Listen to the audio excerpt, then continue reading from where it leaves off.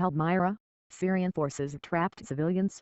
Sun says the United Nations says it has received reports that Syrian forces in Palmyra prevented civilians from leaving, ahead of its fall to Islamic State militants. The UN, though not present in Palmyra, cited credible sources. It said it was deeply concerned about the plight of civilians remaining in Palmyra, amid reports of summary executions. IS has also overrun the World Heritage Site adjacent to the modern city, raising concerns about its future. The militants have previously demolished ancient sites that predate Islam. Uncultural organization Unesco says its destruction would be an enormous loss to humanity, but no damage has been reported there yet. IS has also taken control of a military airbase and a notorious prison near to Palmyra. Meanwhile, IS has seized the last border crossing between Syria and Iraq after Syrian government forces withdrew, according to the Syrian Observatory for Human Rights. The loss of the Al-Tanf crossing in Homs province means the Syrian government does not control any of the country's border posts with Iraq.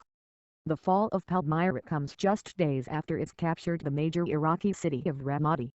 The U.S. has acknowledged the militants' gains are a setback for coalition forces targeting IS, but President Barack Obama insisted the U.S. was not losing the war with the group.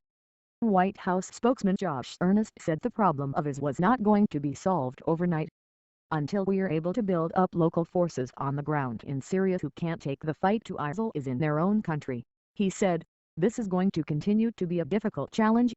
Many questions will now be asked in Damascus and Baghdad, and above all in Washington, about how the militants have managed to score major advances in both Iraq and Syria this week despite all the efforts to stop them.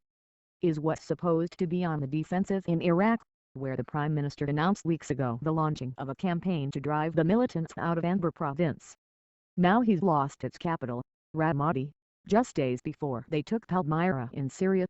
The Western coalition's bombing campaign has clearly hurt IS where it could.